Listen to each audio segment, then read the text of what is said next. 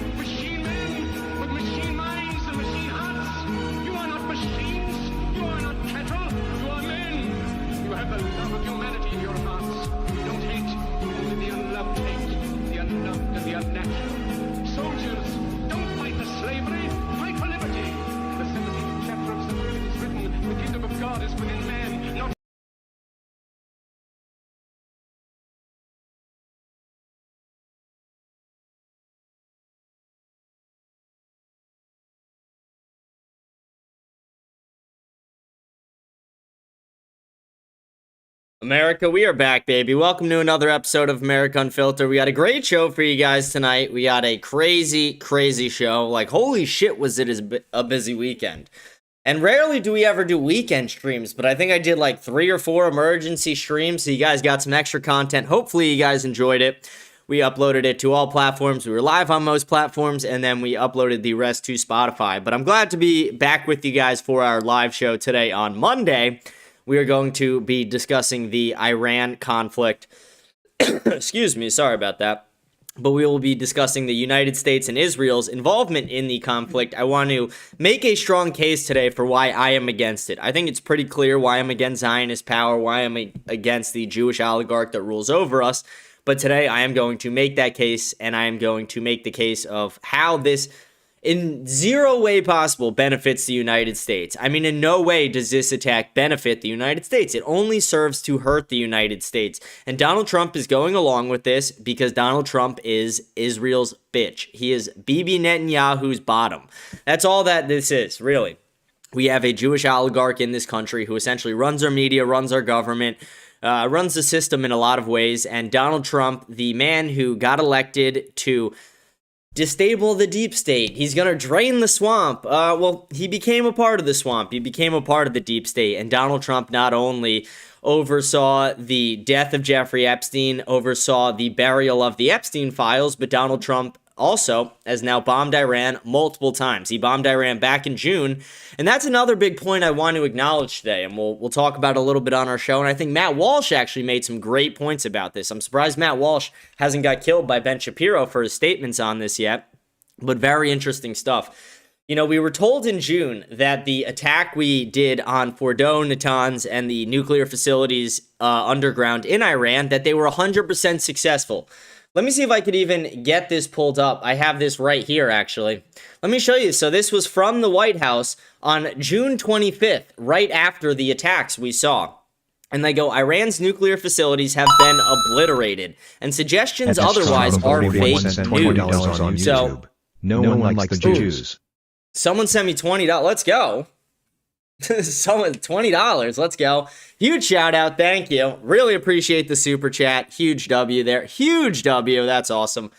Really appreciate it. Thank you so much. That's going towards my Jubilee trip. I'm going to Jubilee in about 2 weeks. So it's going all towards that. Thank you. Huge shout out to you. Said no one likes the Jews. Yeah, I mean, it's crazy how fast everyone decided to turn. And again, we'll talk about a little bit of that today as well. But I do want to talk about like what I just said.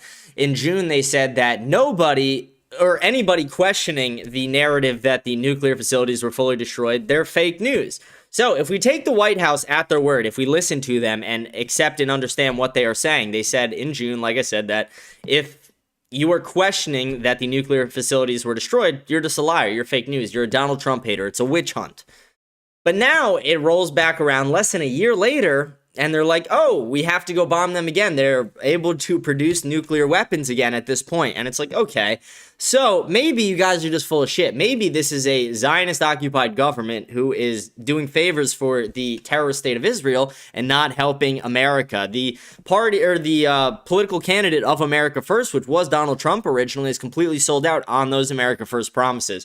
So I really found that interesting that they posted that article, and now less than a year later, we're back doing it again. And not only are we doing it again, it's not like this was a short bombing campaign.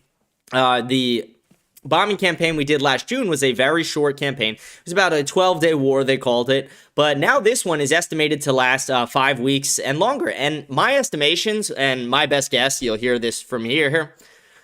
Sorry about that. I just had a fucking, I don't know, something in my throat. But you'll hear this from me here first.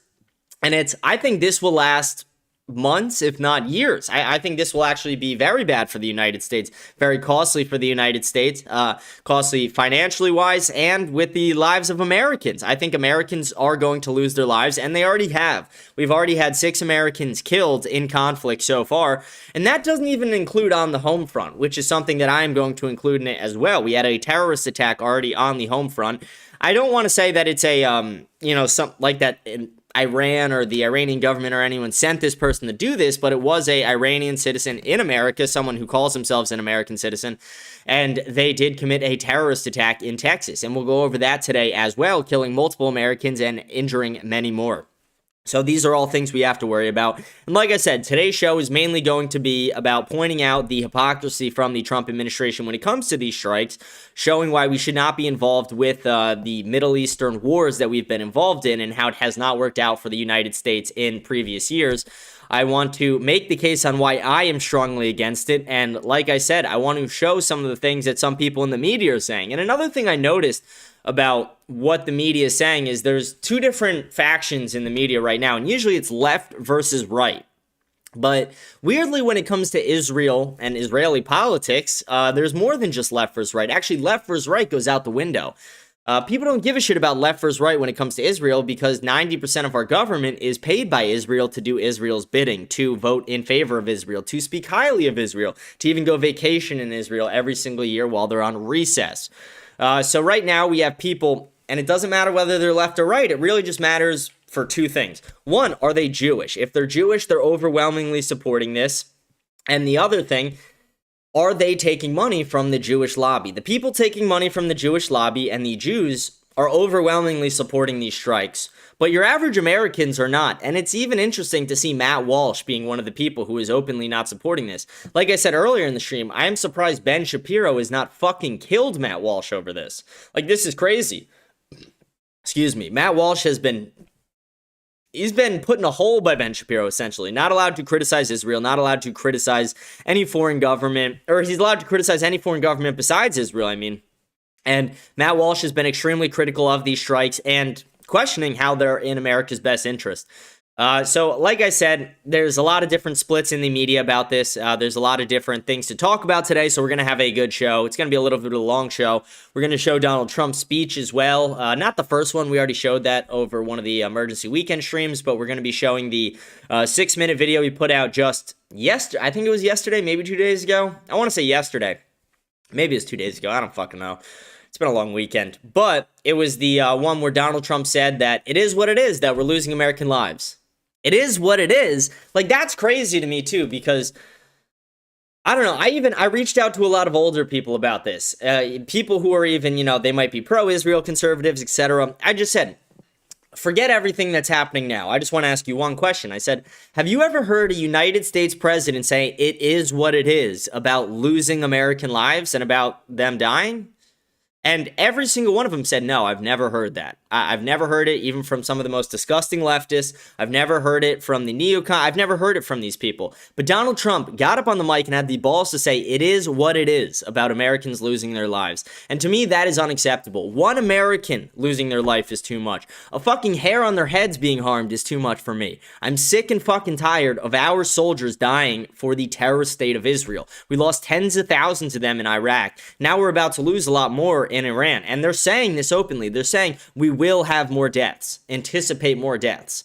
That is unacceptable to me, given that the majority of Americans are against this and there is no real reason for us to be involved in this. But like I said, we'll talk about all that over the show today. The featured story for today is just Donald Trump's hypocrisy and the overall where this war is heading, the trajectory, the outcomes. What is this going to look like in 6 months? What is it going to look like in a year? What is it going to look like in 5 and 10 years? What's going to happen? We saw the long-term impacts of what happened in Iraq. We saw how that impacted the United States, our geopolitical connections. We saw how it impacted our relationships with our allies and the region itself. So is it going to be a repeat of that? Like I said, we'll talk about it today. Going to be a great show. Thank you guys for tuning in. Remember to like, smash the follow button, leave a comment. We'll read all the comments at the end of the show today. Read all the comments at the end of each show. It's going to be a lot of comments because we have comments from like 3 or 4 different episodes because I did all the emergency streams over the weekend. Remember to rate the show 5 stars on Spotify. Follow me on X, Instagram, whatever platform you're watching on. Just hit the follow button. You got this. And join my Telegram channel by scanning that code up in the corner. And let's read out some live chats before we go right into the show. Someone said, what platform are most of your viewers on for live streams? To be honest, it varies. It's different every time. Sometimes it's Kick, sometimes Rumble, sometimes YouTube. Spotify is where I do most of my numbers. That's not live. Let's see. This one, I don't want to... Let's see. Someone said, hey. Then he said, just like if we would invade Mexico. Yeah, Mexico would be slightly different, and that is on our hemisphere, so it's a very different thing. I actually think we should be invading a lot of Western Hemisphere countries, taking them over, making them territories.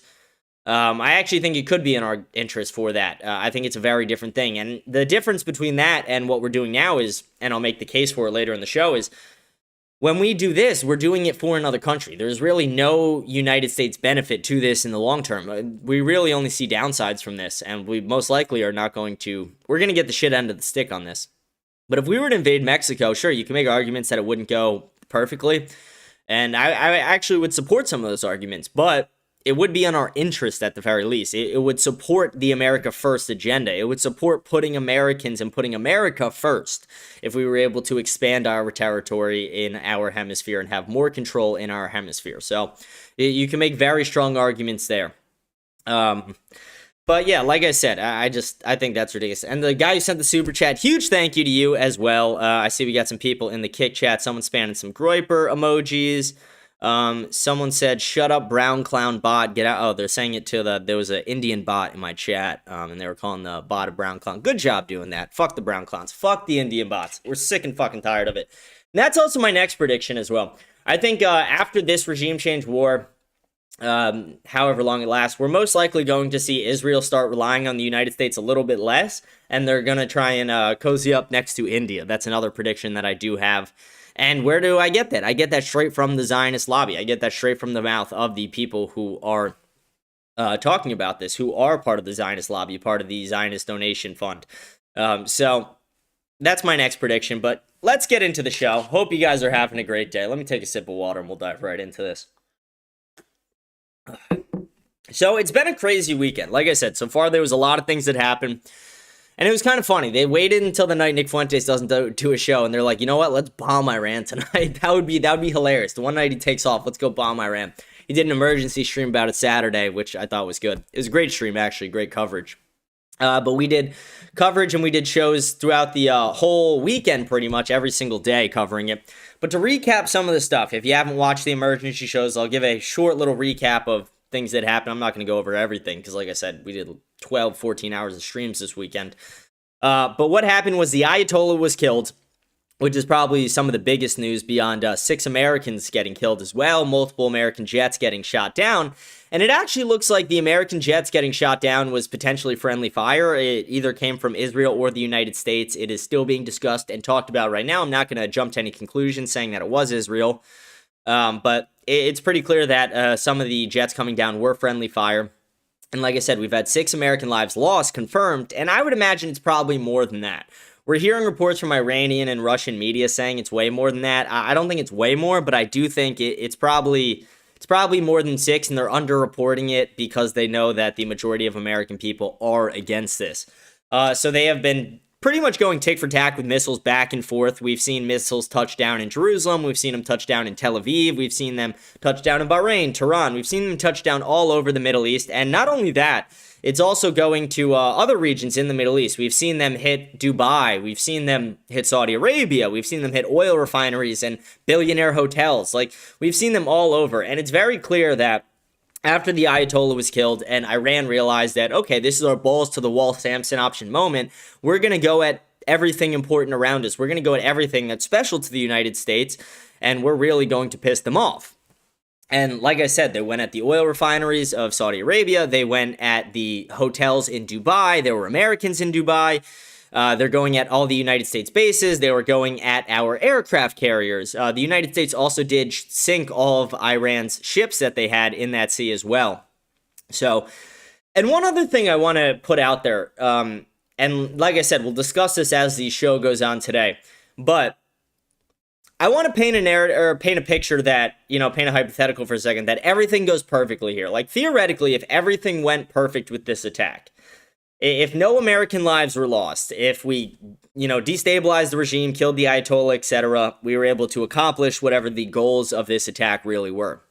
Take out their long-range missiles, etc. If we were able to get all that done and everything was done perfectly, it still would not be in the United States' best interest. You could maybe argue that it was a successful military mission, but you can never make a strong argument that this is in the America First agenda, that this is in America's best interest, and that this helps the American citizens in any way. It's very hard to actually make a real argument for that because, like I said, not only are things not going to go perfect, they have not gone perfect. They will continue to have little hiccups and things like that. But no matter what, even if it did, this would not be in America's best interest. And we'll make that case later down the line in the show. But I just wanted to kind of throw that out there. Someone said, we have been at war with Iran for 46 years. The fact that you do not know that is proof you are a moron. Dude, you're a fucking retard. We have been at war with them for 46 years? Yeah, it's been a real cold war, you fucking stupid cunt. Like, people like this are not going to fucking make it. Like, retards like you, like, shut the fuck up. Turn off my stream. You are literally not going to make it. Even if I was able to convince you by giving you all the facts and knowledge, you're too fucking retarded to be a part of the America First movement, and people like you are literally a fucking waste. Yeah, fuck you. It's so, we've been at war for 46 years. Shut the fuck up, you fucking retard. That's the dumbest fucking thing I've ever heard. It's so fucking ridiculous. And it also, what we're doing, the long-term impacts of it are not good. Like I said, even if everything goes perfectly, what we're doing is we're handing the golden age to Israel. Like, they talk about the golden age of America a lot. They talk about, oh, this is the golden age of America. No new wars, affordability, transparency, etc. Although none of that's fucking true. But then what we're doing is we're actually setting up the golden age for Israel. We have destabilized every enemy they have in the region for the most part, and this is the last one. This is the war they've wanted for 30 years, and we are now giving it to them. We are now destabilizing Iran for them, the regime in Iran for them. And what this is going to do, it's going to make Israel a regional superpower. And one thing with allies is, like, some people like to say, oh, but, like, wouldn't we want to have our allies be the regional superpower there? I don't view them as our allies, and I don't see any benefit to being allies with Israel. I don't think we actually get any benefit at all, you know, especially when you take it like they're a country the size of New Jersey. We're a global superpower. You know, we have our thumb on every scale in the fucking every conflict throughout the world. What do we gain from being allies with them? We lose a lot. We have a lot of countries that don't fucking like us because of it. The NATO countries don't look at us positively because of it. A lot of them think we funded a genocide, and I believe that as well. But there's no real benefit to this because we lose all our negotiating power through this. If we set up Israel as a regional superpower, a nuclear superpower, not signed on to the nuclear treaty, like I've stated before, India, Pakistan, Israel, and North Korea are the only countries not signed on to the nuclear treaty who have nukes. So we pretty much set up a nuclear superpower, not signed on to the nuclear treaty. We take out the leverage that we have, and Iran is a form of leverage for the United States because we're able to use that as leverage in negotiations and arguments with Israel or when we're trying to dispute on what we should do. But without that, when we don't have that, Israel is able to do a lot more. We're not able to put our thumb on the scale per se, even though we're funding them, we're allies with them, we're basically their big brother. We're the 300-pound black guy to Israel's Jack Doherty. Like Israel's Jack Doherty, we're the 300-pound black guy who backs him up whenever he gets himself into shit. And we're not going to be able to kind of police them in the same way we have. And what they're going to do is they're going to drag the United States into more conflicts. And we're really going to have no way out of it besides just breaking our allyship with them, which is realistically what we should do. But the United States will never do that because we have a Zionist occupied government. But what we're doing is we're setting up a situation where we're creating a country that we can no longer control. Like the benefit to our situation with Israel, if you are going to make a silver lining, is like we do have some form of control over it, even though a lot of times we kind of lose that control or our government lets them control us a bit because, like I said, we have the Zionist occupied system. We at least do have a form of control, and the American people can see that. But as we lose that in the future and we set up this nuclear power who's not signed on to the treaty, it doesn't serve America in any way. It actually serves to hurt America and Americans and American geopolitics, our relationships with a lot of our allies. And I think it's going to drag us into many more conflicts down the line. So that's something that I'm worried about, that I'm nervous about, and I think realistically is a very possible, if not the likely outcome to this scenario. We're creating the golden age of Israel, and the golden age of Israel is being out of the United States' control, not so like they can be a better ally, but it's so they can actually go push their Jewish agenda forward, so that they can fulfill the prophecies of the Old Testament to themselves, so that they can expand their territory, the Greater Israel Project. They want to take over the entire Middle East for the most part. We even heard Mike Huckabee say that in the interview with Tucker Carlson. But let's keep moving on. I want to show some of the hypocrisy with Donald Trump over this, and not just Donald Trump, but people in Donald Trump's cabinet. Donald Trump, J.D. Vance, many other people in Donald Trump's cabinet have been some of the people in the past who have been like, guys, we don't want a war with Iran. It would be bad to support the neocons. We have to drain the swamp. Obama would want to bomb Iran because his poll numbers are so low. That's a tweet from Trump from like 2013-ish. And I want to show some of this right here, which is, let me get it pulled up. These are some videos that I want to show you guys, and these videos show Donald Trump, people in Donald Trump's cabinet, who are very openly against this in the past, but for some reason now they are for it. And then I'll show you another video after, which kind of explains why they're for it. And it's very clear that it's not because it's in America's interest, but because it is in Israel's interest. And not just because it's in Israel's interest, but because Israel was going to do it no matter what. So the United States had to do it. We are pretty much getting bitched around and led around by this small country the size of New Jersey that I call the terrorist state of Israel. Let's watch these very quick videos right here where Donald Trump himself explains why we should not be involved in this. The war in Iraq, we spent $2 trillion, thousands of lives. We don't even have it. Iran is taking over Iraq with the second largest oil reserves in the world. Obviously, it was a mistake. So George Bush made a mistake. We can make mistakes, but that one was a beauty. We should have never been in Iraq. We have destabilized the Middle East. But so you still think he should be impeached? I think it's my turn, isn't it? You do whatever you want. You call it whatever you want. I want to tell you, they lied. Okay. They said there were weapons of mass destruction. There were none, and they knew there were none. There were no weapons of mass destruction. Okay. That's the same thing that happened here. They told us weapons of mass destruction. And it was funny because you look at the June bombing when we bombed Fordo and Natanz and their underground nuclear facilities. if you look at the intelligence briefings and you actually look closely, if you're not just like for lack of better terms, if you're not like a casual to this, if you're somebody who's actually in the political scene or somebody who's keeping up with politics on a day-to-day basis, you would know that Tulsi Gabbard testified a few weeks before the bombing saying that they are not a couple weeks away, even months away. They might be years away from a nuclear bomb or being able to build one. And then shortly after, Mossad came out, which is Israeli intelligence, and they said that no, they're 2 weeks away or less. We have to do it now. And then what did the United States do? They ignored United States intelligence, they followed Mossad intelligence, and we bombed them. So it's very clear that it was the same weapons of mass destruction scam. Where did we get the weapons of mass destruction knowledge? We got it from Israel. Israel and Bibi Netanyahu literally came and testified in front of the United States Congress that we had to take out Saddam Hussein, that he was not only a threat to Israel, but a threat to the United States. And it sounds similar. What did Bibi Netanyahu say in his interview with Benjamin Netanyahu, what did Bibi Netanyahu say in his interview with Ben Shapiro just a few months ago during, around the Tucker cost, around all those things? He said that they are building long-range missiles that will be able to target Mar-a-Lago, that will be able to target the White House. He specifically pointed out places that he knew Trump would be, vague threats, basically saying, you guys need to go and you need to take out Iran. You need to destabilize the regime there. So it's very clear that it's a very similar situation. Let's watch this next video of Trump here. We've spent $8 trillion in the Middle East, and we're not fixing our roads in this country. How stupid is it? And we're not fixing our highways, our tunnels, our bridges, our hospitals even, our schools even. It's crazy.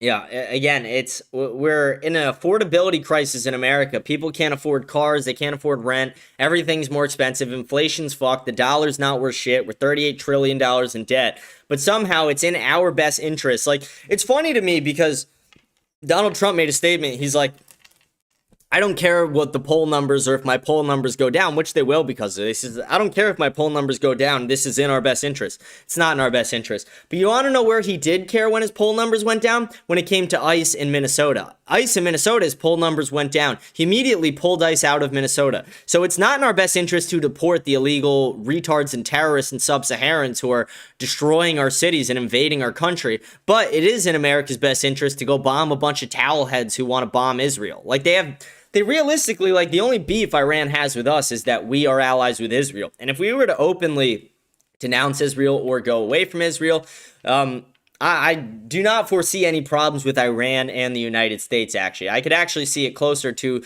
the relationship Donald Trump has with people in Qatar and people in some of these more like upper middle class, high class Muslim countries where we actually have great relationships with them. But let's watch JD Fat Fuck Vance, Subhuman, talk about this. Yeah. But America's interest is sometimes going to be distinct. Like sometimes we're going to have overlapping interests and sometimes we're going to have distinct interests. And our interest, I think, very much is in not going to war with Iran, right? It would be a huge distraction of resources. It would be massively expensive to our country. Wow, that's crazy. It's not in our best interest to go to war with Iran. And let's listen to this last video as well. Here are the steps that Donald Trump has taken to create a war with... And by the way, this is the head of intelligence. This is the one who testified that, this is Tulsi Gabbard, the one who testified that they were not anywhere close to a nuclear bomb and then ignored that for Mossad intelligence. Iran. First, he tore up the Iran nuclear agreement. I am announcing today that the United States will withdraw from the Iran nuclear deal. Second, he has escalated crippling sanctions against Iran. The sanctions kicking in at midnight Sunday target Iran's oil exports, banking, and shipping, even though UN inspectors say Iran is still complying with the nuclear deal. The United States will pursue additional sanctions, tougher than ever before. Third, he designated Iran's military as a terrorist organization. Secretary of State Mike Pompeo has announced that the U.S. is designating the Iranian Revolutionary Guard as a terror group. Today, the United States is continuing to build its maximum pressure campaign against the Iranian regime. I'm announcing our intent to designate the Islamic Revolutionary Guard Corps, including its Quds Force, as a foreign terrorist organization. With this terror designation, the U.S. can sanction pretty much anybody who talks to or deals with or has any business whatsoever with the IRGC. And fourth, he continues to deploy more and more U.S. troops to the region. Well, just moments ago, the Pentagon authorized an additional 1,000 American troops to the Middle East in response to growing concerns over Iran. The Trump administration announced yesterday that a U.S. aircraft carrier and a bomber task force are being sent to areas closer to Iran. Yes, there will indeed be hell to pay. Let my message today be very clear. We are watching, and we will come after you. We've got to stop Donald Trump from starting a war with Iran. I'm asking you to join me and support my legislation, the No More Presidential Wars Act. To qualify for the third presidential debate and make sure... Crazy, right? We don't have to watch the rest of that stupid bitch talking, but you guys get the point. Very clear. All these people were against a war with Iran until they were part of the Zionist lobby paid to do so. Donald Trump took $250 million from Miriam Adelson. Miriam Adelson is the Zionist Jew who helps fund people in AIPAC. And she paid him to do things like this, to help Israel witness a war versus Iran, to bury the Epstein files, to push the Zionist agenda forward, to create anti-Semitism laws, to allow Palantir to go rogue in the United States. So this is the reality that we are dealing with now. And I want to show this video where Rubio himself, Marco Rubio, and no, this isn't an old video like those ones are. This is a very recent video, as recent as today, actually, where Marco Rubio explains that Israel pretty much dragged us into this war, that we had no choice. So we fund Israel, we fund their weapons, we give them pretty much unlimited military support.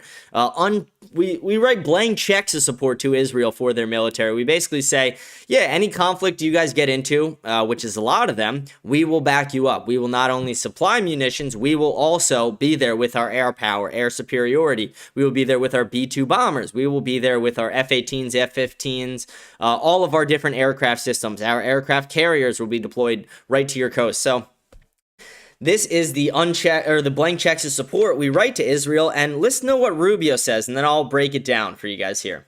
The second question that's been asked is, why now? Well, there's two reasons why now. The first is it was abundantly clear that if Iran came under attack by anyone, the United States or Israel or anyone, they were going to respond against the United States. The orders had been delegated down to the field commanders. It was automatic, and in fact, it bared to be true, because in fact, within an hour of the initial attack on the leadership compound, the missile forces in the south and in the north, for that matter, had already been activated to launch. In fact, those had already been pre-positioned. The third is the assessment that was made that if we stood and waited for that attack to come first before we hit them, we would suffer much higher casualties. And so the president made the very wise decision. We knew that there was going to be an Israeli action. We knew that that would precipitate an attack. We knew Israel, we couldn't, basically another way to say this is we knew we could not restrain Israel from attacking Iran. We know that they are wanting to do this, and we know they are going to do it. And we know that we are going to be forced as their allies to back them up if they do it. He acknowledged that in the beginning of it. And then at the end, like I said, he says we couldn't really stop them. We knew Israel was going to do it, and we knew if somebody attacked, whether it was Israel or the United States, they would attack the United States bases back. So basically, another way of saying this is we couldn't restrain our ally enough to stop them from attacking, so we had to go preemptively attack. So this wasn't the United States' decision at all. The decision was made because we realized we couldn't restrain Israel from attacking, so the United States had to preemptively go and attack. If this were a nationalist society, we would not have attacked at all. If we actually stuck to the America First agenda of 2015-2016, this would not have happened at all. I hope this is clicking for some of you guys, because it's absolutely ridiculous. And again, it's completely unacceptable to me to accept the scenario that's going on now, which is that 6 Americans, or 6+ Americans, if you include the ones on the homeland from the terrorist attack, are dead because of this. Again, I'm not even okay with a single hair on one of their heads being harmed, let alone them fucking dying. There's no excuse that you could tell to these soldiers' parents that would make them okay with this. There's no excuse that makes this okay. American lives are worth 1,000,000 times more than Israeli lives when it comes to a political sense. I do not give a fuck who, like, as a Christian, I care who dies around the world. As an American, as a American person who working in American politics, fuck that. American lives are always worth more. America first or nothing. I'm sick and fucking tired of us giving our lives for Israel. This war has nothing to do with the United States, and all it does is serve to put the United States in a worse situation where we have less negotiating power with Israel, like I spelled out before, because we create a regional superpower, regional nuclear superpower, not signed on to the nuclear treaty, who is going to be able to drag the United States into more wars without the United States being able to really do anything about it. It doesn't help us. We spend billions of dollars, if not trillions of dollars on this war. We don't get anything out of it. We create a refugee crisis where now we're going to have refugees from the Middle East, from this region, pouring everywhere around the world. And where are they going to end up? Most of them are going to end up here in the United States. That's a problem. They're not going to end up in Israel, I'll tell you that. They're going to end up here. And then also, what's another situation that comes from this? And we saw this happen in Iraq as well. And I've heard the argument made by a lot of people that it's like, oh, I see people in the street in Iran celebrating this. They're happy the Ayatollah is killed. And yes, you can make an actual strong argument that there are a lot of Iranians happy that the Ayatollah was killed. But there's an equal amount, if not more, Iranians who are literally in the street celebrating as we fucking speak right now in this moment and hours ago throughout the day today, who are mad about this, who are trying to storm U.S. embassies, who are trying to kill American soldiers, who are trying to plot who will be the new leader, who are trying to plot, okay, what groups can we form here? Who's going to control the next government? And every time we see these destabilization wars happen, what do we see happen? We see different factions split up, different terrorist group factions that end up working against our interests. We saw this with Hezbollah, the Houthis. We saw this with ISIS. We saw this with the Taliban. And we've funded most of these things, and we'll end up doing that again. The reality is we're creating a refugee crisis. We're creating a bunch of groups who are going to be attacking the United States in the future because of this. Like, we go and bomb someone's country. Are they going to look favorably upon us in the future? No. Are the terrorist groups that rise out of that, are they going to be scared of us? No, they're fucking terrorists. They don't give a shit. They are going to be targeting us. They're going to be going out of their way. These are guys who suicide bomb. And I saw, it's crazy. If you're suicide bombing in the big 2026 when drones exist, you're really just doing it for the love of the game. Saw someone tweet that out and thought it was genius. Someone said, refugees will go to the only place they won't be bombed by the U.S., the United States. Exactly. They will end up right here in the United States. A lot of them will. And that's a problem for me. That's a problem for a lot of Americans. Someone saying World War III kicking off. And, you know, we're kind of close to it. We see regional impacts happening that could easily lead to a world war. And a lot of people always assume World War III has to be nuclear. It doesn't necessarily have to be nuclear.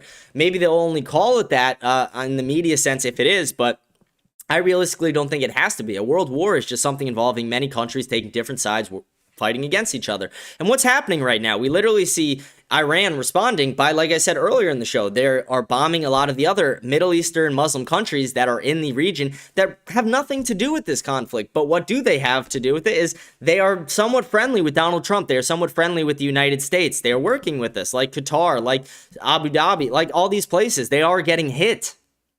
And what is that going to do? It's going to just create more chaos, more people taking different sides, more people fighting, more wars, more conflict, which could eventually lead to World War III. So I think this is actually very bad for the United States on all fronts. I don't see any real upside to this for the United States. Like, I don't, it's hard. Like, I was literally thinking earlier today, I'm like, can I steelman an argument on why this is good for the United States? And I was really struggling with it. I could not find any real arguments. And like I said, the only people who seem to be happy about this are Laura Loomer, Ben Shapiro, Benjamin Netanyahu, Mark Levin, Sean Hannity, the Zionist lobby, Barry Weiss. Like, people on the left, people on the right, people who are just Jewish, people who are Zionists, they are for this. Everybody else seems to be very against it. And another thing I'll pull up to show you guys, and we read some of this over the weekend when we did an emergency stream, but it's a tweet by Matt Walsh where I think he puts this perfectly. And actually, let me read this other tweet by Matt Walsh before we do the long one, because it's a way shorter one. But he goes, so the strike in the summer was actually not the brilliant success that we were told. You can't have it both ways, because somebody's saying no nuclear Iran. Yeah, but we were told, like I said, in the beginning of the summer that Iran's nuclear facilities have been obliterated, and suggestions otherwise are fake news. So, again, they were either lying then, they're lying now. My guess is they're lying both times. That's my best guess. Someone goes, Big Kim's chewing his arm off, waiting for a missile to come in North Korea. Dude, he would love that. Honestly, dude, like, I don't even want to touch on it. I don't give a fuck about North Korea. Like, I just want to control the Western Hemisphere. That's my goal for America first, realistically. Fuck North Korea. Fuck all those people. But, okay, let's read this tweet from Matt Walsh, because I think Matt Walsh put it better than almost anyone else. And Matt Walsh gave an incredible post about this, and I'm surprised he hasn't got his lashings from Ben Shapiro about this. But he goes, as always, I only support military action anywhere in any context if it directly serves the interests of American citizens. It's troubling that the arguments we're hearing for this war in Iran, including from Trump himself, seem to revolve primarily around bringing freedom to the Iranian people. As Americans, the freedom of Iranians is not our responsibility. If a single American life is lost in the service of that goal, it will be a travesty. Exactly. Let's talk about that one for a second. So a lot of the rhetoric we're hearing from Donald Trump, from his cabinet, from the administration, from the Zionist media itself, is we're hearing, oh, the Iranian people are living in a dictatorship. They're living in this regime that they can't survive in. We have to free these people. It's like, okay, what about the fact that we have affordability and drug crises in America? Or we have people who literally are dying from student loan debt or interest debt because of usury on credit cards, buy now, pay later debt, etc. We have so many problems in the homeland that it's like, why the fuck would we go spend our dollars overseas, especially when the United States dollar is not worth shit? So this is one great point by him. He goes, what nobody has even come close to sufficiently explaining is how this war will first and foremost directly benefit American citizens. That is a case that needed to have been made clearly and convincingly before this move, and it wasn't. We're also told how this will benefit Israel, and I'm sure it will, but Israel is not America. What does it do for America? How does it help us? That needs to be explained to us, and it isn't panicking or demonstrating disloyalty to demand those very basic answers about how American tax money and potentially American lives are being spent. We hear about the danger of a nuclear Iran, but that's odd because we were told that Iran's nuclear capabilities already been set back decades. We hear that this war will be over quickly and easily because Iran is powerless, which I hope and pray is the case, and maybe it will be, but that's odd too, because if Iran is such a paper tiger, then how are they a danger to us in the first place? It seems hard to argue both that Iran is an existential threat to the United States and that we can topple them in 20 minutes with no casualties or negative downstream effects. Also, the political calculation really matters here. A huge majority of Americans oppose this. That's just a fact. If it costs Republicans in 26 and 28, then no matter how things work out in Iran, it will not have been worth it. A free Iran at the cost of democratic rule here at home is a bad deal. A free Iran for an unfree America would be just about the worst trade of the century. I'm praying for a great country today. And I thought this was probably one of the most excellent things that Matt Walsh could have said. Someone said, trust me, you don't want the U.S. to save you. Yeah, I mean, if the United States gets involved in one of your wars, it's not going to make it better. I mean, there's going to be, like, realistically, when we speak out war, it's just death, it's rape, it's a lot of terrible things that happen in war, a lot of disgusting, terrible things that happen in war. And that's what we're going to see. We're going to see some really awful things that nobody wants to see. These soldiers are going to deal with PTSD. They're going to be boots on the ground, most likely. They literally said today in the press conference with General Raising Canes and Pete Hegseth that there will be boots on the ground. And Donald Trump said he's not writing that off either. And like I said, Donald Trump even said himself that there will be more American deaths. I actually want to watch that video really quick right now. Let me get that pulled up here. And I'll put it, it's 6 minutes, so we'll put it in like 1.5x speed, and we'll only really watch like half of it till he gets to the point where he talks about American lives potentially being lost, because we have lost, like I said, 6 American lives overseas, and we've lost multiple on the home front as well now. Over the past 36 hours, the United States and its partners have launched Operation Epic Fury, one of the largest, most complex, most overwhelming military offensives the world has ever seen. Nobody's seen anything like it. We have hit hundreds of targets in Iran, including Revolutionary Guard facilities, Iranian air defense systems. Just now, it was announced that we knocked out 9 ships plus their naval building, all in a matter of literally minutes. Iran's formerly supreme leader, Ayatollah Khamenei, is dead. This wretched and vile man had the blood of hundreds and even thousands of Americans on his hands and was responsible for the slaughter of countless thousands of innocent people all across many countries. Last night, all over Iran, the voices of the Iranian people could be heard cheering and celebrating in the streets when his death was announced. The entire military command is gone as well, and many of them want to surrender into saving their lives. They want immunity. They're calling by the thousands. Combat operations continue at this time in full force, and they will continue until all of our objectives are achieved. We have very strong objectives. They could have done something 2 weeks ago, but they just couldn't get there. Earlier today, CENTCOM shared the news that 3 U.S. military service members have been killed in action. As one nation, we grieve for the. And this was before they updated the count to 6. And someone put a good note in the chat. They said 6 admitted. No one ever reveals their losses to their enemy. That's kind of what I was saying earlier. I said I'd imagine it's way higher than 6. You know, like there are reports that it was upwards of like 600. I doubt that's true. But way higher than 6. There would be no strategic advantage to announcing to Iran, hey, we've lost, 20, 30, 50. Like it makes sense for them to keep a low number, not only for, morale on the home front with just general American citizens in the media, but it's also better not to admit to your enemy that you are being punished, that you are being hit. The true American patriots who have made the ultimate sacrifice for our nation, even as we continue the righteous mission for which they gave their lives.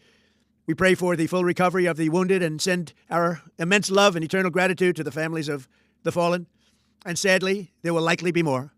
Before it ends, that's the way it is. Likely be more, but we'll do everything possible. That's the way it is. And again, like I started off this show saying, I reach out to many people who've been alive for, I reached out to people in their 80s, 70s, 60s. I even talked to one person who's in their late 80s, so almost 90s. And I said, regardless of what you think of Trump, the president, the war, Israel, etc., I said, have you ever heard an American president say, we've lost lives, we'll continue to lose more, it is what it is? And they said no. They said that's disgusting rhetoric.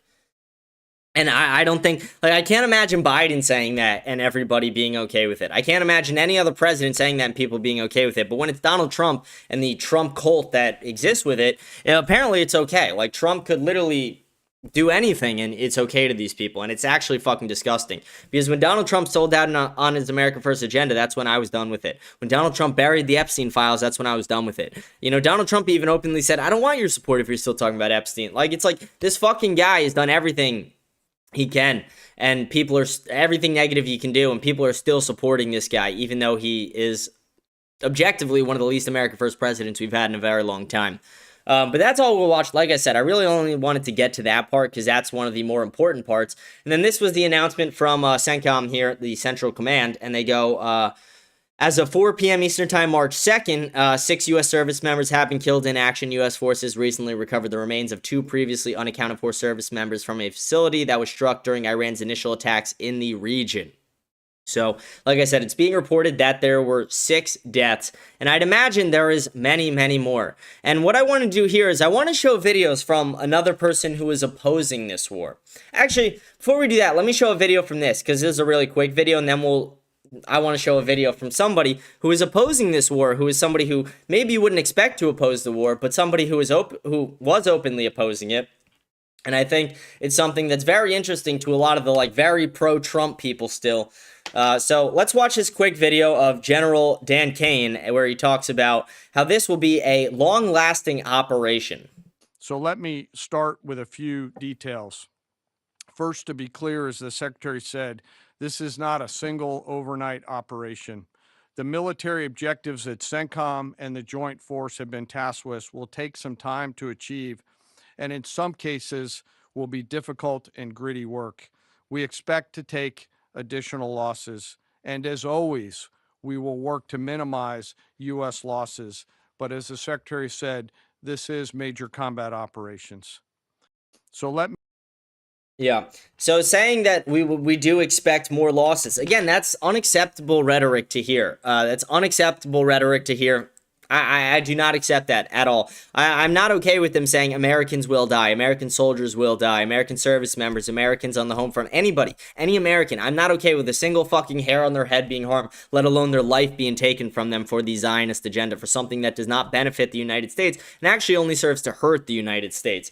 And I want to kind of we're going to get to the back end, the end of our show here. Just have a few more things I want to show you guys.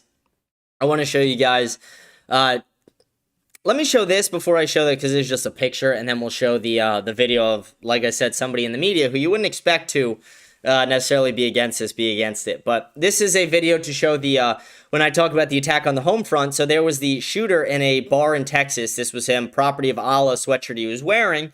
And like I said, multiple Americans were killed and injured in this. And this was the shirt he was wearing under his sweatshirt, immediately following the bombing campaign. So not only are we dealing with lives lost overseas, we're dealing with lives lost on the home front. And again, I am not okay with this. I will refuse to accept this. It's disgusting. Someone goes crazy. There was a huge uproar when the 13 Marines lost their lives under Biden, but nothing now. Exactly. Like, it's all performative bullshit. It's how the media plays it up. The media set that up. The media was so against Biden. And again, I was against Biden. He was a fucking retard. But the media was like, we have to do everything we can, throw everything we can at this guy. And what did they throw at him? They're like, you oversaw this. We lost 13 lives in one of the worst pullouts in history. But now the media is not talking about these 6 Americans barely at all. We literally have Laura Loomer. She's not saying, yay, Americans are dead, but she's like, yeah, it's good that America's doing this, while she's quote tweeting CENTCOM saying that we've lost 6 Americans. Fucking disgusting rhetoric. But okay, let me get to this. Like I said, and these will be the last couple things we show on our show, and then we will get over to our comments. Barron Trump and Yair Netanyahu will enlist and lead the charge, winning. You know who should fucking enlist in this? Brillen Hollyhan. He's literally came in his pants over the fact that we have started bombing Iran. Brillen Hollyhan has been tweeting nonstop about how positive this is, making videos like, you can't be an Iranian saying, death to America without getting bombed. It's like, you stupid fuck. Do you know why they're saying that, you fucking retard? Brillen Hollyhan, this is my call for you to enlist, you coward, you fucking pussy. You think Americans should go die for Israel? Why don't you go fucking do it, you fucking pussy? This is it's sickening rhetoric to me that these people will get up there and they'll celebrate this shit. Americans are dying for a foreign nation. They're dying in a foreign nation, for a foreign nation, with no benefits to America. It doesn't benefit America to spend more money on this war. It doesn't benefit Americans on the homeland in any way when we now have terrorists on the homeland who are going to attack us, when we have affordability crisis. This doesn't benefit any of us unless you're a Zionist Jew who plans to eventually return to Israel. This does not benefit us. It doesn't benefit me. It doesn't benefit you or any of our fucking families. The only viewer of mine it might benefit is Fidel. Like, it's absolutely fucking ridiculous that this is what's being told in the media, that this is for America's benefit. This is a good thing. It's like, no, it's not. Americans dying is not a good thing. Regime change wars necessarily are not a good thing, especially when they have nothing to do with us. Creating a regional superpower that has nukes that's not signed on to the nuclear treaty, who can then drag us into more wars with us not being able to really put our thumb on the scale the way we have in the past, and with no balance of Iran in the region, that is not in our best interest. Someone said the shirt underneath that said, I'm not with Mossad. Wait, let's get that back up. Where did it? Are you just fucking around? Yeah, you can't read shit on that. Someone said, wow, you have 4 views. Yeah, we're live on many platforms, fucktard. Also, we're new to live stream. My show's on Spotify mainly. I'm a Spotify show. Love Spotify. Shout out Spotify. They are the ones who help make this possible. Spotify funds this operation, basically. Huge shout out Spotify. But okay, let's get into the, like I said, kind of end part of our show where we wrap some of this up. But I want to show a tweet and then a video from somebody who is openly against this, or who was openly against this when he was alive. Charlie Kirk, the late great Charlie Kirk. And again, I disagreed with Charlie on a lot. And the things I really disagreed with Charlie on were the Zionist issues, were the issues about Israel and Zionism, etc., and Jewish power in the country. And Charlie was somebody who was an evangelical Christian. He was overwhelmingly supportive of Israel, willing to overlook all of the things that Israel has done, the USS Liberty, the dancing Israelis, the Israeli art students, willing to overlook a lot of different problems. Someone's just spamming Jew, Jew, Jew, Jew, Jew. Shout out Alex Jones. We love Alex Jones. Shout out Alex Jones. But let's see. This is the tweet from Charlie Kirk. It says, it's going unnoticed because so much other news is happening. And this is a tweet from April, by the way. Someone said, love your show and passionate opinion, bro. Thank you. Really appreciate you. Thank you. We love our fans. The fans make this all possible. Spotify makes this all possible. We're also going on Jubilee in a few weeks. Big things happening soon. But he goes, it's going unnoticed because so much other news is happening, but the war drums are beating again in D.C. The warmongers worry this is their last chance to get the white whale they've been chasing for 30 years, an all-out regime change war against Iran. A new Middle East war would be a catastrophic mistake. Our military stockpiles are depleting from 3 years of backing Ukraine. Our effort to reshore manufacturing has only just began, and we will take years to bear fruit. War would worsen our already immense deficit and our national debt. Iran is larger than Iraq, Syria, and Afghanistan combined. A war would not be easy and could easily become a calamity. Thanks to President Trump's restraint during his first term, America has a golden opportunity to pull away from Middle East quagmires for good. We shouldn't throw the opportunity away so that some DC has-beens can feel tough by sending young Americans to die yet again. And this is one of the most pro-Zionist people that existed. Charlie Kirk was willing to stand up against the bombing of Iran the first time. Not only that, he even made a video against regime change. So you have all the people making arguments for regime change, and all these people, I want to remind you, they are the same people that whenever you speak out against Israel, like for example, if a big name in the media tweets out something against Israel or against Jewish power, etc., who responds to it? You have Tim Dillon responding. You have Laura Loomer responding. You have, or did I say Tim Dillon? I was just thinking about that. You have Seth Dillon. Sorry, that's a big difference. Seth Dillon responding. You have Laura Loomer. You have Mark Levin. You have all these people responding. And what are they saying? They're saying Charlie would have said, fuck you for this. Charlie would have said, Jews are great. Charlie would have said that Israel's our greatest ally. It's like, okay, Charlie, the same guy that you say, is making an argument against you guys. Do I have the right now to say to you, oh, but Charlie said regime change would be bad. Charlie explained all the possibilities of what could go wrong with regime change. So it's like all these people are so hypocritical. They love to throw, oh, you're going against Charlie Kirk, the late great Charlie Kirk, he's dead, and you're making a mockery of his death by going against Israel. But those same people will then go against Charlie when it benefits their narrative. Like these fucking self-serving cunts. They have no fucking spine or backbone. Like they will criticize you for something they'll do themselves. They are fucking assholes, these people. So hypocritical. They're just cunts. There's no better way to describe these people. But let's watch this quick 17-second video from Charlie Kirk on him explaining some of the things I've explained today on why a regime change war in Iran is not going to just work out. Like, theoretically, like I said in the beginning, we could do everything right. We could kill the Ayatollah. We could kill Iranian leadership. We could try and put boots on the ground to set up a new regime. We could do all the things right. But is it all going to work out in our favor? Probably not. Is it going to create different factions of terrorist groups that are going to attack us and Israel and lead us into further conflicts down the line? Probably. It's not going to be good for the United States, and it's going to create a refugee problem where those refugees are going to end up in the one place they won't get bombed, right here in America. Going to take out the Ayatollah. Oh, really? What comes next? What comes after regime change? Might be, oh, well, we need a small number of U.S. troops to support the new regime. We have seen this play before. Regime change, you have no idea how this is going to work out. You have no idea. It's going to take out the Ayatollah. Exactly. You have no idea. And again, it's just a quick show clip from Charlie Kirk's show, but kind of proves one of the bigger points that I'm trying to make, where it's like, you don't know what to expect, especially when you take into account that it is a very large country. It's a country of 90 million people. It's a country that's built for war in a lot of ways. Like, they've built underground tunnel systems that our minds don't even comprehend here in America. These are cities, literal cities underground. So it's not in America's best interest to attack Iran. It only serves to hurt us. We are spending more money on the military industrial complex. We are sending more money overseas that doesn't need to be sent overseas. We are low on munitions. Like Iran is able to produce more missiles than we are able to, or long-range missiles, ballistic missiles, all these things, than we are able to produce interceptors right now at this current rate.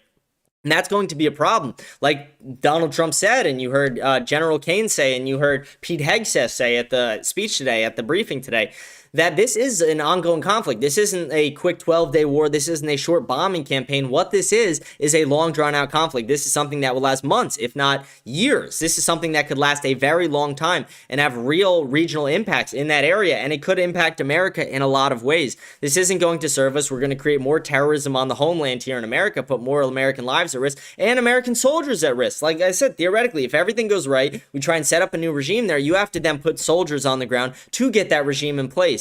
Those American soldiers could get killed, and I'm not okay with that. I'm unwilling to accept that. I'm not willing to accept that American lives will be lost for Israel, for Israel's greater Israel project, for this 30-year war they have been chasing. Benjamin Netanyahu has been chasing this war for 30 years. He's even openly said that. They are not hiding it at this point. And it's fucking disgusting to see all these Zionist media pouring out support for this and Donald Trump pouring out support for this. And something else I saw today, which I thought was very fucked up and interesting. So Tucker Carlson went to Donald Trump just days before this bombing campaign, and he said to Donald Trump that he should not do it, that it is not in America's best interest, and tried to talk Trump out of it, allegedly. And then what we're hearing, and this was reported by the New York Times today, that Donald Trump was actually just looking for a short bombing campaign, and it was J.D. Vance, it was J.D. Vance who convinced him, no, we're going to go hard as fuck, we're going to do this. And this was reported by the New York Times New York Post, and other different sources. So it's very ridiculous that now J.D. Vance, the Palantir prop, Peter Thiel's little bitch, the guy who was funded by the Peter Thiel network, and he was having donor parties at Les Wexner's house, the co-conspirator to Jeffrey Epstein. It's crazy that this guy is now the one saying, okay, we're going to push the regime change war in Iran for Israel. This guy is not a guy we could ever vote for president. I actually could make a strong argument that again, I'm as anti-democrat as it gets. I think all the democratic and progressive and liberal values are fucked up, immoral, and in no way can we have them. But you could almost make a better argument that like what the Democrats would have done is less destructive to the United States than what the current administration is doing and what Vance could do, because the stuff we're doing now is long-term implications. It has long-term effects. Right now, we are setting up a situation, like I said, where we're creating a regional power, a nuclear power, who's not going to be working in our favor and who's going to be working against us and dragging us into more wars. First, if the Democrats wanted to do some fucked up things with whether it's illegal immigration, whether it is, the LGB, whatever agenda, whatever it is, that's stuff that, is kind of reversible through the right candidate, through right leadership down the line. If we get a real America First candidate, that's something you could reverse. And again, we could reverse our foreign policy on Israel and say, okay, we're not supporting them anymore, but we can't reverse creating this regional nuclear superpower. We cannot reverse that. Once this is done, this is done. We cannot reverse that. The United States, besides going to war with Israel, has no ability to take that power away from Israel. We are creating their golden age while we're setting Americans back billions, if not trillions of dollars and American lives. So over everything, that's my case on why this is bad for America. This doesn't benefit anybody but the Zionist lobby, the Zionist media. It benefits Ben Shapiro, and arguably it benefits people like myself. I'm not going to shy away from the fact that, during this, my videos on Spotify, things like that, my show will probably be a little busier. During wartime, more people are going to watch the show. People are more inclined to check the news during war times than they are during, a random fucking month in the summer when nothing is happening. So arguably it benefits the entire media. It benefits people, but it's I would rather have us not do it, not get the benefit, not have people in the media get the benefit, than sit here, watch American lives be lost, watch Americans be used and abused by Israel. Then I don't need the viewership. I would rather the Americans get home to their families safely. I would rather us not be there in the first place. I would rather not create a regional superpower working against us. I would rather not fuck up our geopolitical connections and piss off a lot of the allies that Donald Trump has been able to make good connections with, like Qatar, like Abu Dhabi, like these places. It just makes no sense. It's not in our best interest. So let's see. Someone says, great show, see you on the island, let's go. Someone goes, Charlie was pretty nasty to us. I was sad when he died, but let's not turn him into St. George Floyd. I'm not. I'm just saying that I'm trying to make a point that the overall point of bringing Charlie into it was to show that the Zionist media, the Laura Loomer, Seth Dillon, Mark Levin, Ben Shapiro types, the same people who are you're fucking up Charlie's legacy, you're pissing on Charlie's grave by supporting this thing that Charlie didn't support, which would be the anti-Israel agenda, are the same people who will go against what Charlie was saying when it fits them. That was the point of bringing that up over everything. And again, I don't like what Charlie did on a lot of things. I don't like the way he talked about Groypers. I don't like the way that he treated Nick Fuentes and the Groypers, but I think that's a good point to make.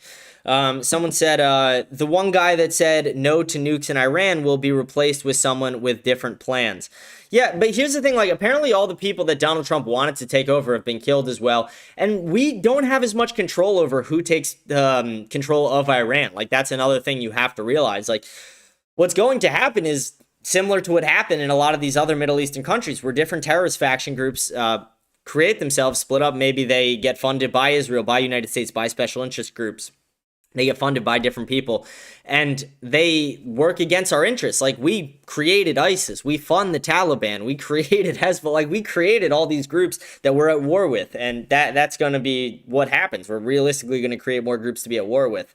Iran was a key to China's Belt and Road Initiative. China won't be happy. Yeah, China won't be happy. Realistically, if China was smart, maybe they would have took Taiwan during this. They would have took Taiwan immediately. That would have probably been in their best interest, not in ours, but in their best interest.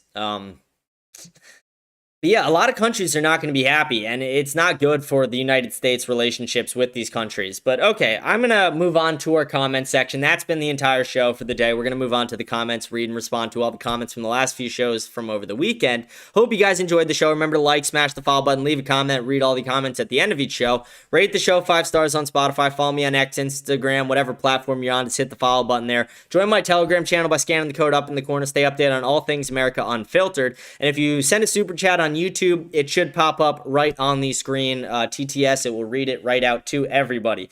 Let me get our comments pulled up, though. And again, thank you to everyone tuning into our live shows. We're newer to doing the live shows. We haven't been doing them that long. We've been doing just kind of uploading on Spotify, things like that. But I'm enjoying doing the live shows again. I missed it. Someone said, great show. Thank you. I really appreciate it. Yeah, it was a busy fucking weekend. I probably slept a total of like, I don't know, like 9 hours this weekend. It's fucking sucked, but we're here. This is what we're doing it for. We're doing it for America. This isn't about me. This is about the Americans who are dying. This is about saving America. This is about fighting against world Jewry. These are the problems we have to fight against. But again, let's get right into our comment section. Thank you guys for tuning in. Hi James Ike, this is stupid considering there's a whole war going on, but could you send a prayer my way? My cat, Cosmo the Third, passed away and I'm pretty upset about it also. Do you like kitties? Meow? I've always been a dog guy. I have a dog, and my dog's been attacked, so my dog's weird around other animals sometimes. My dog was attacked at a dog park as a baby, as a little puppy. So I don't bring around a lot of animals, so I haven't had much experience around cats. So I'm more of a dog guy, but I'm going to pray a decade of my rosary for you tonight. I'm sorry about that. You've been a listener of the show for a long time. I always appreciate you, so I'm sorry to hear that. That's really terrible. Death from a pet is sad. I'll pray for you tonight. And it's not stupid to ask for a prayer. I know we're in the middle of a war, but it's not stupid to ask for a prayer. Someone says, keep it up. Don't let the fact that I'm your only viewer on Rumble discourage you. The truth needs to be told. Yeah, I mean, again, Rumble is a weird one because it's hard to grow on unless you've been, like, actively canceled off other platforms. YouTube, I'm shadow banned on. Spotify is really where we do numbers. We're a top 5% show in the world on Spotify. But on fucking YouTube, we get shadow banned out the ass. But Spotify, we're top 5%. We're big enough to get on Jubilee a few times, too. I don't see how anybody could possibly say killing Iran's leadership is not in the best interest of the American people. I just explained it today, so hopefully that answers your fucking question. And Fidel, this is his response to that. There's no way you have a strong case for America not to get involved unless you miss out key facts, what you do a lot often on your show. Obviously I can make a case for anything if I just miss out some key details that puts in the whole case for it. I don't think I missed any key details today, so fuck off. I think I made a pretty good case on why the United States should not be involved. I hit all different angles, so let's see what you say when you respond to that on the end of the show. Fuck Iran. Fuck Israel. America first. We have to come together online and in the streets. The streets matter the most. Be proud, young man. Be proud. I don't think we should be in the streets. Be online, let your online presence known. It's risky to go out in the streets. It really is. Like, I understand the right to protest and us all meeting up and protesting and things like that, but it's also easy way to get doxxed. It'll be fucking open season on our heads from a lot of crazy libtard retards. Feds will be involved, there'll be feds trying to infiltrate. A lot of bad things could happen from it. Like the fact that Trump wasn't able to give any examples of Iran's crimes. It's like, even if you can make the argument that Iran was committing an insane amount of crimes and there was proof to the fact that they've killed all these people and whatever, it's still not in America's best interest. It's not on our hemisphere. It doesn't benefit us. It benefits Israel. This is a war that Israel's wanted for 30 years. And there's a reason that Fidel, the token Jew in the comments, is the only one. You can't make a case against it. It's okay, of course you fucking want this. As always with Americans, Israel first. Dumbass retards. Yeah, dude, we have a Zionist-occupied government. Let the cowards fight Iran alone. Who's paying America back for all these wasted tax dollars on non-American issues? Yeah, trust me, I'm with you there. I wish that was the case. America must be a superpower. Besides, you want to invade Mexico and Israel. Wouldn't that result in casualties too? Yeah, but at least it would be in the service of America first. Like, again, it's sad when any American dies or there's casualties in any war in any way, but at least you can make a very strong like I can make a strong argument, and I have made the argument on the show, why it would be in America's best interest to take Canada, Mexico, work our way down South America, Greenland, etc. Like, why it would be good to take over these countries. Oh, Christian, he just joined the Christian just joined the chat. I literally just responded to your comment a second ago. I'm about to respond to your other one. Someone goes, "Don't shoot the messenger." And then this is Christian's other comment. This will be better for the region. Yeah, I don't think it matters. That's not in our interest. Who gives a fuck? Who the FCK cares about Israel? Let the people be happy that they have freedom. The world is better off without the Ayatollah. Yeah, at the cost of American lives, at the cost of basically building a nuclear empire that we can't put our thumb on the scale with and negotiate with on a real level. It's not worth it, and it's not in America's interest. It only serves to hurt America in the long run, and it's not going to make the Middle East better. Like, realistically, is Iraq any better? Is Syria any better? Is Jordan, is Lebanon any better? No, they're all fucked up. And why are they fucked up? Because we destabilized them, and that's what's happening here. If Israel has done something bad, then later we shall know. The Bible says God always makes the truth come to light, so if the conspiracy theories are correct, then eventually we shall know. I think we know. I mean, Israel's been at war for the last fucking 80 years. I think that's I think that's God punishing them a bit. Look, I get why you are against it, but the reality is the regime had to go eventually. If they start sending troops, I will oppose it. The American troops are already dying. We have American troops dying already. And they literally said at the Department of War press conference today that boots on the ground is going to happen most likely. Well, there is no plan for boots on the ground, and that is something I would personally oppose. Did you know that the great majority of people in Iran already support regime change? This regime change is already more uniform than Iraq and Afghanistan. Because think about this, before the attack, Khamenei was already planning of leaving for Russia. That is not something that ever happened in those two places. The biggest difference is way more people actually support regime change in Iran than in others. It only benefits Israel. It doesn't benefit America. That's the only answer you need to that. You said it's not that different, though, because your spelling is bad. Iran causes migration. Yeah, but we're creating a refugee crisis that's going to cause these people to come to America, and you're just leaving that out. Then get in the box for Israel, Master Chief Tough Guy. Exactly. If you're going to white knight for Israel in this war, go enlist or shut the fuck up.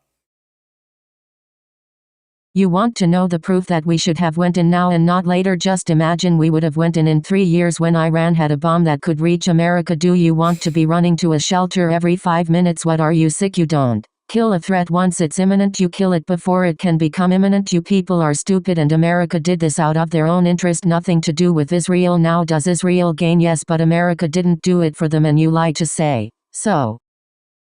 Yeah, that's retarded. That's schizo level thinking. They don't even have the ability to reach the United States.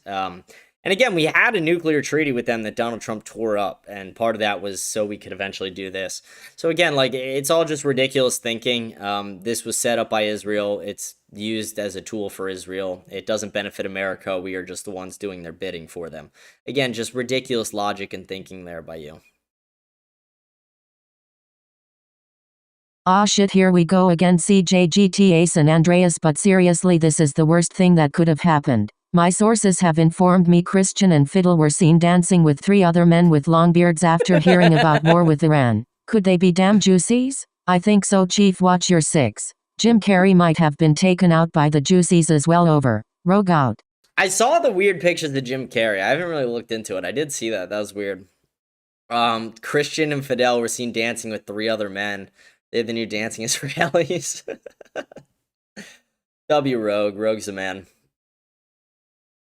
Can't wait for Fiddle and fake Christian to celebrate Iran's leader being killed. All I know is I am not being drafted into a war for Jews. Shame on anyone fighting wars for Jews at this point. Unless it's Christian and Fiddle showing up to my door to make go do the war, it's a hard pass. Do not join the army, guys. It's led by cowards, fought by fools. The war is against our own governments. Christian, that's a retarded comment. You say so people will be less likely to want to migrate in the live chat. That's retarded. It's like this is going to create a refugee crisis where they are going to migrate. Again, there's like a lot of people in the country are celebrating it, but an equal amount or more are pissed about it, and they're in the streets literally as we speak, mad about this, trying to raid U.S. embassies, etc. This isn't going to be good. A lot of these people are going to come in the United States. There will be terrorism on the homeland. It's just that's such a stupid fucking thing. Like, they're not going to want to migrate because the Ayatollah's dead now. No, actually, it's going to create a refugee crisis where they do migrate. You fucking idiot. Like, come on. All right, let's go on with our comments. A lot of our military are great patriotic men. What do you in your life that you can call the military cowards and fools? Yeah, I don't think I think he's just saying that if you sign up for the military, you have to realize that all the wars we fought in are not in America's interests. You know, all the wars in my lifetime have not been in America's interest. So the soldiers fighting are realistically fighting for Zionism. That's the statement to make. And he's also Canadian, so it's like he doesn't really have a duty to respect American soldiers as well, which is slightly different.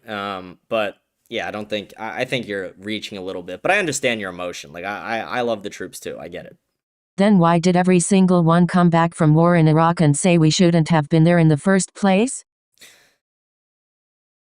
Yeah, exactly. And Christian in the live chat, we should help countries to avoid migration. No, we should just stop migration and just let the countries fix themselves. Again, it's not our fucking responsibility to fucking go fix every third world shithole. Like, fuck that. They can fix themselves, and we could also just not let them in. That's not our job. It's just that's just being too empathetic. Like, we don't need to have that kind of empathy in politics. Also, I said the leaders are cowards. The soldiers are fools.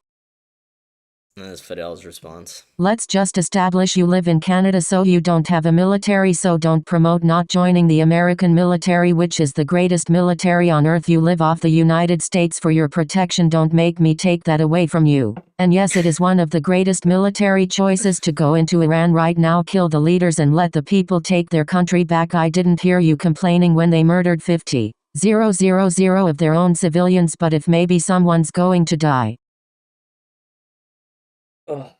I like the part where you're shitting on Canada, but yeah, I mean, like, who gives a fuck if they're like, that's not our business. Like, again, that's not our business, not even our region. So, like, who gives a flying fuck? And Fidel, like, I don't know. Again, your entire policy revolves around like what's best for Zionism. You guys just don't know how to take a W for the win. We are amazing. We are good. We made a great choice by going in, even though we listened to a podcast of someone who on most issues we agree with him. His obsession for hatred of Jews is abnormal, but you know, we let him look like a fool and let him talk. It looks better for us, but let's not lose our minds because James did. But let's thank God we have Israel in the Middle East to be the protector of the stability of the Middle East. God bless Israel. Shut the fuck up. Shut the fuck up. Like, you sound like such a retard. Okay, settle down, Rabbi Synagogue of Satan. I know you think the Holocaust was bad then, but currently the entire younger age collective of humanity has begun wakening up to your crimes. Do you really think you are above justice? Or are you just insane? Yeah, good message. Jesus Christ, Rogue the hell is talking about Israel. This is about Iran and freedom. That's why I support it. Yeah, dude, that's such a retarded opinion. It's not America first. Anything I support is because it's America first. Why wouldn't we celebrate it? The man was a terrible human being. It's at the expense of American lives, and it's going to create a regional superpower that we cannot control that is not signed on to the nuclear treaty. It's that fucking simple. I love how people like Rogue compare everything to Iraq and Afghanistan. Iran's dynamics are different than both those countries, and this was a surgical strike, not a full-on war campaign. Actually, the Department of War disagrees with you. They said it is a war campaign, not just a surgical strike. And you're saying, oh, it's very different. Yeah, it is very different. Iran is bigger than both those countries combined. And they have more tunnels, and they have more infrastructure, more people. So again, like, stupid fucking comparison. Doesn't prove your point. If anything, it proves mine, that statement. Oh, poor Ali Khamenei, Rogue. Okay. Like, Ali Khamenei dying is great, but US getting involved is not good at all. That's the issue we have. Not with Khamenei getting what he deserves. Yeah, it's like, again, everything could go perfectly. We could have done everything perfectly, and it's still not in our best interest. Whack jobs. Supporting yet another for the Jews. Wake up, my sheeple. I will say this host is a hack. Shut the fuck up, pussy. Rouge, you're sick and I can prove it. I've never done anything wrong to you or any crime, yet you want to kill me and all Jewish people for the sake of being Jewish because you believe there are some Jews that done crimes, so now every single one needs to go. You're sick, convoluted, and you should see a doctor. Dude. I don't think he cares. I don't think he cares what you have to say, Fidel. Alright, we're gonna keep moving on. Big fan of taking out the Ayatollah, but if we end up occupying Iran like we did Iraq, it's gonna be stupid and gay. Well, that's what we're doing. And if guys with guns show up to draft you to this war, then what? I mean, I'll go. I'm no draft dodger. Dude, I wouldn't go. I would do everything I could to get out. Like, what are you talking about? Like, why would you want to be involved in this shithole of a war? Most Middle Eastern countries oppose the Islamic regime of Iran. Again, who gives a fuck? That's not us. We're America. I just don't like the Ayatollah. This is personal. Yeah, here's the thing. I don't give a fuck about anyone's personal feelings towards the Ayatollah. I give a fuck about, does this help America or not? And it doesn't. It's as simple as that. Watching Israel get bombed and Pacheco got his ass beat, that's a full day. Full day. Full day. Also, why is it that now on the right we have so many people fanatically opposed to wasn't the part of right-wing politics wants to be pro-war, not seeing I support all wars either? That's the neocons. You have to understand the neocons versus, like, America First. Very different. Christian, you say the stupidest shit imaginable. Is your Jew hat squeezing too tight on the all-Jew frobot? I gotta admit, that was a stupid question. I'm not Jewish, I'm white Hispanic. How many times do I have to tell you this? I know it's a joke, but it's fucking annoying. You sound like a brainwashed fool. There is currently no official U.S. plan to deploy American ground troops in Iran. There is. And lawmakers from both parties have publicly rejected proposals for a ground invasion. They literally talked about it today at the Department of War briefing. So again, you're just wrong. And you're saying it does. No, it doesn't benefit America. It doesn't benefit America to give us less negotiating power with Israel and in the Middle East and create a nuclear superpower that we can't control. It does not benefit America to have American lives lost to destabilize a regime that is no threat to the United States. None of this is in America's best interest, even if everything were to go perfectly. You should try raw milk. Yeah, I'm not I don't drink a lot of milk. I'm gonna be honest. I just don't. I like water, orange juice, Diet Coke, Red Bull. The essentials. Listen, no IDF soldiers are going to die because we're good at what we do. If you don't want Americans to die, let's hope they're good at what they do. Kidding me. Personally, I believe America has a better military than Israel, like no one even argues. So I don't think there will be casualties, but let's point out, God bless America and God bless Israel. Hell yeah, it's about time. Should have come in a long time ago. Wow, this is America at its finest. Wow, am I impressed with the support of the USA. There was no substance to that message. Hopefully Americans have died, so fuck you. Fuck you. Fuck the terrorist state of Israel. Unfortunately, there have been 3, sadly. 6 that we know of, probably way more. We should pray for all the innocent Israelis and Iranians caught in the crossfire. I find it disgusting that some people in the America First movement have celebrated Israel getting bombed. We should never celebrate the death of innocent civilians. Yeah, I kind of agree on that point. I think it's cool to see the bombs, but it's objectively evil seeing people die no matter where they're from. I have mixed feelings on this. I think we should eliminate an Islamic regime that hates us. Sure, it is because of Israel, but that doesn't change the fact they hate us, and putting in a new government that at least doesn't hate us is better for us, and also that this may end the persecution of Christians in Iran. However, I don't want America to do all the heavy lifting on Israel's behalf. This isn't America's war. After everything Israel has done? Yeah, someone said that last one made them lose brain cells. Me too.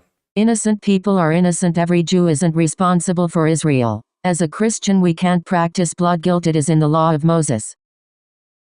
Someone's saying they say death to America. Yeah, they say death to America because we fund the country that has been trying to go to war with them for 30 fucking years. If we didn't fund Israel and if we weren't allies with them, they wouldn't say that. And we could have, instead of backing Israel in this war, we could have just stopped being allies with them or openly declared that we will not support this regime change war. And I promise you, they wouldn't be screaming that in the fucking streets. They'd be screaming death to Israel, but not America.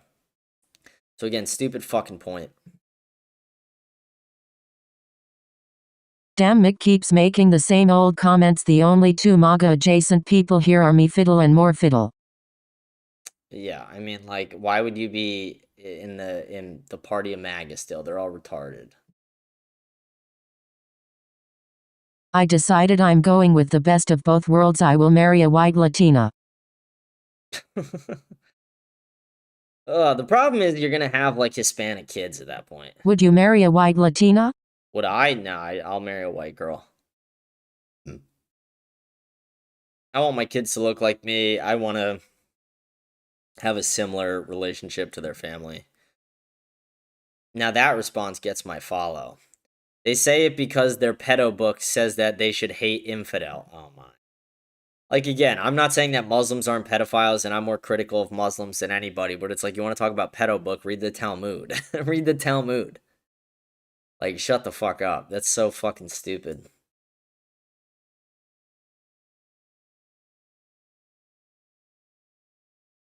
Haha, James's containment. Google Judeo-Christian values promoted by the Pope. He's one of them. Shut the fuck up, retard. Judeo-Christian is literally an oxymoron. And so calling yourself a Roman Catholic and American. Who has dual loyalties now, James? Being Catholic and being an American? Like, shut the fuck up. That's retarded. You're literally, like, that's the worst attempt at rage bait I've ever seen. You're just a retard. WW3 has started, it appears. Yeah, possibly. I don't know. I mean, it would take a little bit more action from some other countries for that to happen, but it's possible. See, the thing is, it is very possible, actually. I mean, like, that is something we should be, like, I don't want everyone worrying day to day about that, but it is something that our government should be aware of. Holy cow, just learned we bombed Iran from you. You are the first podcast I check to download every morning before work. Keep up. Yeah, I was one of the first to report it because I went live the minute it happened. It was crazy because I took a sleeping pill and I had 2 drinks. It was Friday night. I was, just hanging out in a group chat voice call with a bunch of my friends. And I have a couple drinks, I take a sleeping pill, getting ready to go to bed. And then I find out we bomb Iran. And it's like, fuck, now I got to go live. So I started pounding caffeine, trying to fight the sleeping pill. Same. Yeah, thank you. I appreciate it, guys. Americans used to dislike Irish people because of so-called dual loyalty. I think we should dislike people because of dual loyalty, actually. I don't think we should support dual loyalty. I think anyone who has 2 passports should get the fuck out of my country.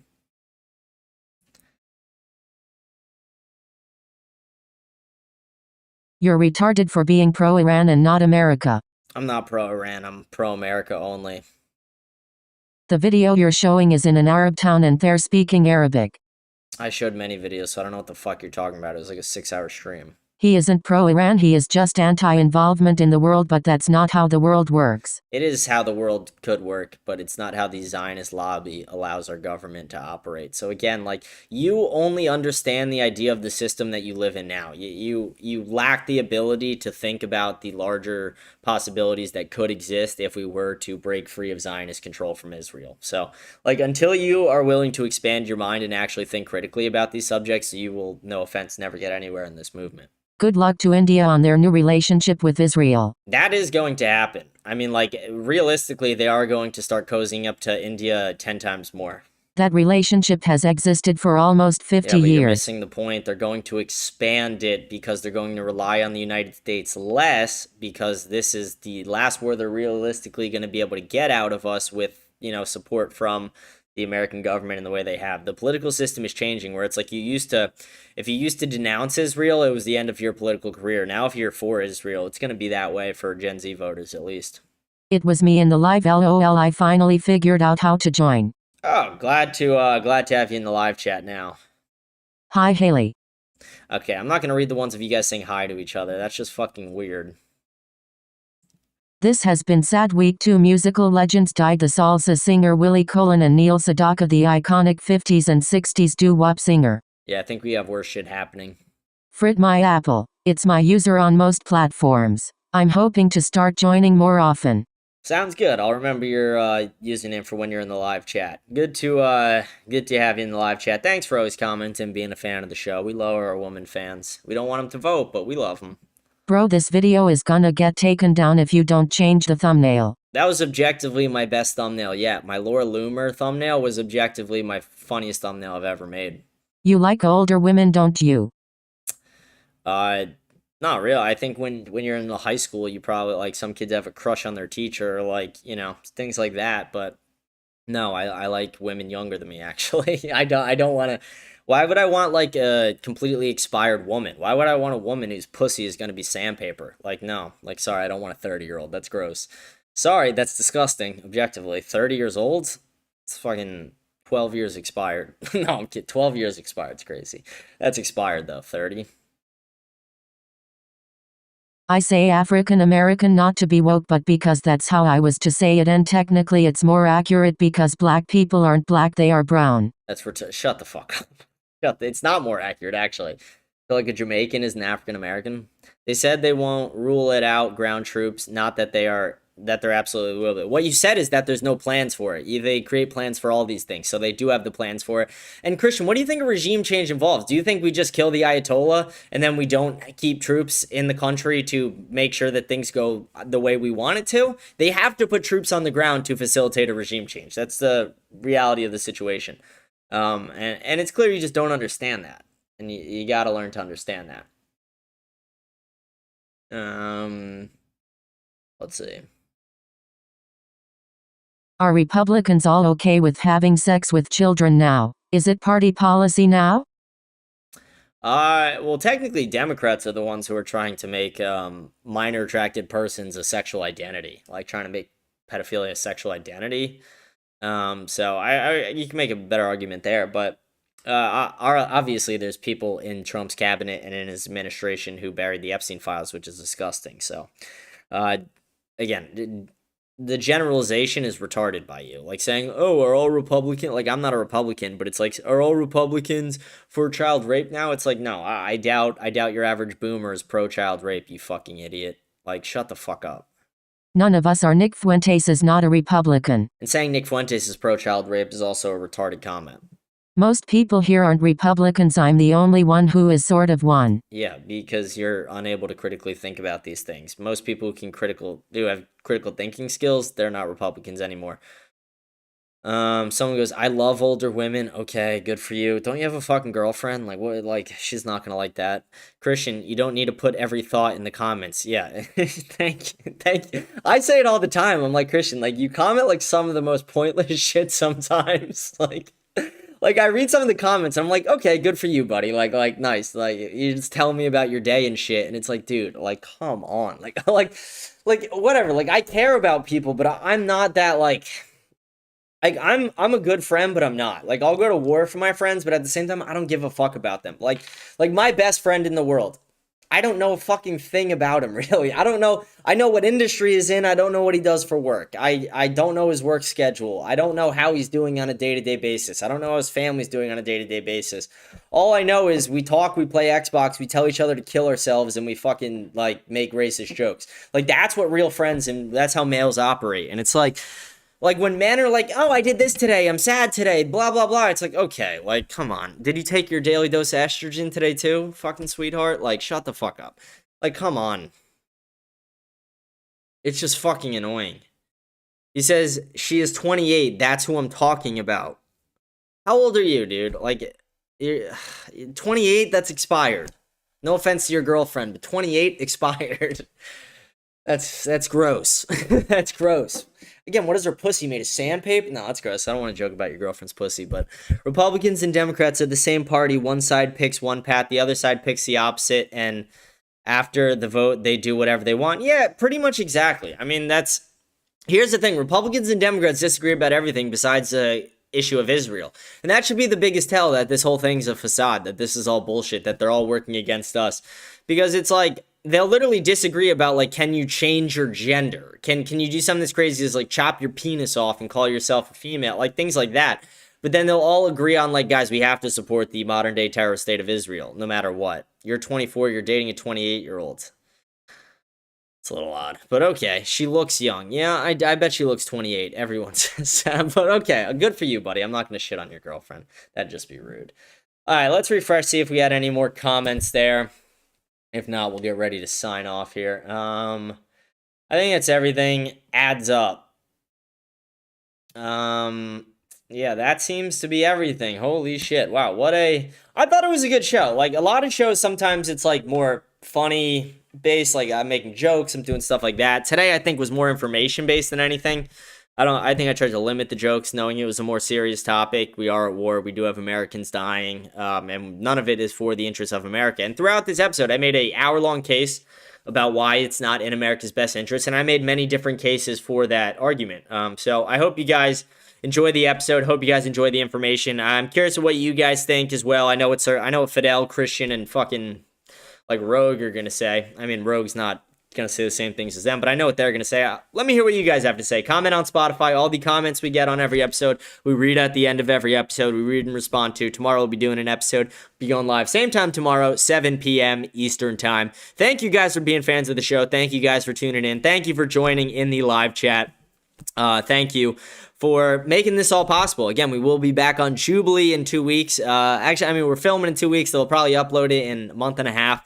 But I'm excited for that. We just got everything booked, and I confirmed with them today, so very exciting. Thank you to our super chatters we had during the show. We had JT Strongbow 41. Thank you for the $20. Very much appreciated, going into help me with everything I spent on the Jubilee video. Expensive to get out there. They really only pay you $50. They don't pay for any of your travel. It's fucking insane.